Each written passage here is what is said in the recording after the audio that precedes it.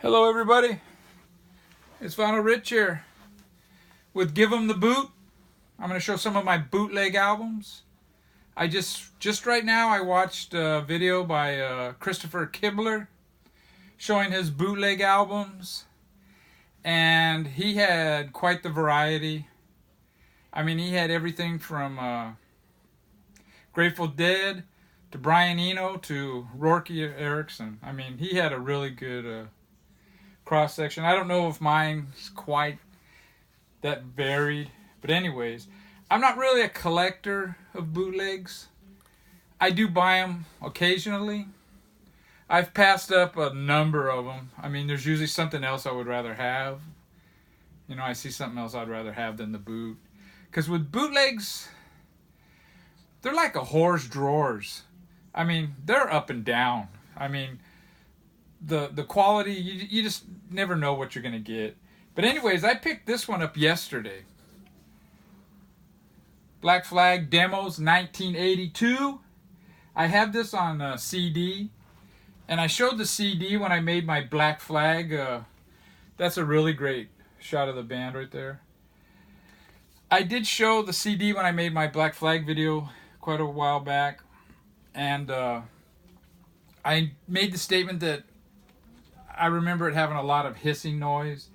I did play the CD after I made that video in the car. I think that very night driving to work, and I was surprised that it didn't sound as bad as I had remembered it. But Raymond Pettibon art. This is with the lineup. One of my favorite lineups of Black Flag with the two guitar players and Chuck Biscuits on drums. The labels have Raymond Pettibon illustrations that are too small to even see on the camera. My next one is another Black Flag. White Minority, live at the Starship Club in Milwaukee, 7/17/1981. Plain labels, I'm not going to show that one. The next one here is the Beatles, Get Back to Toronto. I really dig this. I liked it. I mean, it's a little noisy, but it's got some pretty cool songs on there. Teddy Boy, songs that weren't released yet. That's what the labels look like. Now I got this other one here. I think I got this from my cousin Guy. We made a trade or something. And it's a live Crosby, Stills, Nash & Young at the Forum, I believe. Yeah, at the Forum, June 26, 1970. And on this one, this was on here, but I pasted this picture. I even made a song listing.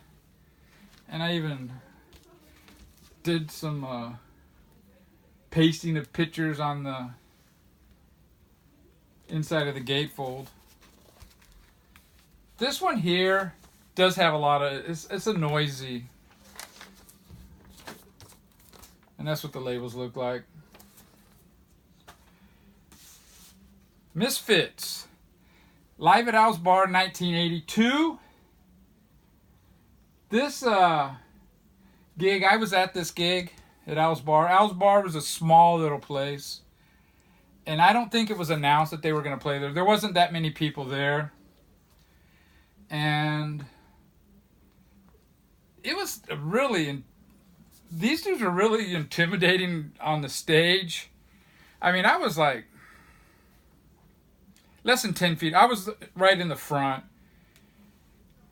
There was a little gap, 6 feet gap. And then there was like Henry Rollins, I think Earl, whatever that guy, and some other guys like right there.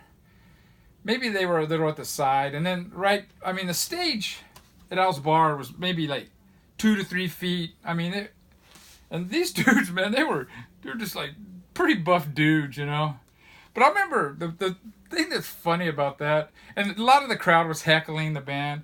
They were turned up way too loud for the small venue. It was all distorted. I mean, it was like sometimes when you hear these people playing their car stereos, they're driving by and they have it so loud, it's all distorted. That's how it sounded. But the one thing I remember about this gig is Henry Rollins was like mad dogging me, you know. I thought I was going to get in a fight with the guy, you know. And I tell people this story now, and they go, oh, man, he would have kicked your ass. And I go, nah, not really. People forget this. Let me see. This is the Henry Rollins back then, the little skinny guy. That's the one that was mad dogging me, not the big old buff dude now. And it was like, what? I mean, finally he kind of stopped, but it was kind of weird.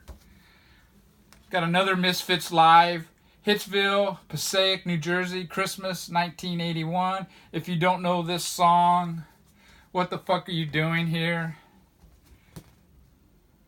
Real thin cover here. And this one has plain red labels, but I thought I'd show the vinyl. And my friend Chris, this used to be his album, he wrote side 1 and side 2 on there. Now the band that I have the most bootlegs of is by far the Cramps. This is their 1976 demo session. Pretty cool stuff. Really sounds really good. And the labels on this has a picture of the band, and on the backside it's a negative of the same picture. That was the 75 demos, is it? The 76 demos. This is the 77 demos. Memphis Posers, the Cramps. Another one, really cool stuff. And this one I think's on colored vinyl.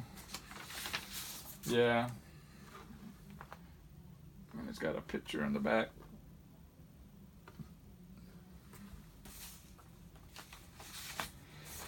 And we got another demos, 1979 demos, the Ohio demos. This one is one of my favorite Cramps albums, period. Bootleg or studio or live. I mean, it's a great... Some of these songs are better versions than what's on their first album. It's just really good. Some of the first album versions are better than some of these, but this is a really good, excellent. If you can find the Ohio demos by the Cramps, I suggest you picking it up. And the labels are just pretty simple. Another really good Cramps one is this Let's Get Ugly. It's live at the On Broadway Club, San Francisco, November 6, 1981. And this one I like. It's with Kid Congo Powers on guitar. I really dug that lineup. And it's got that, what is it? The trademark of Quality Records. I got another really cool, this is the Cramps, Werewolf and After Dark. This is a really good one too. Pretty cool cover. And this one's on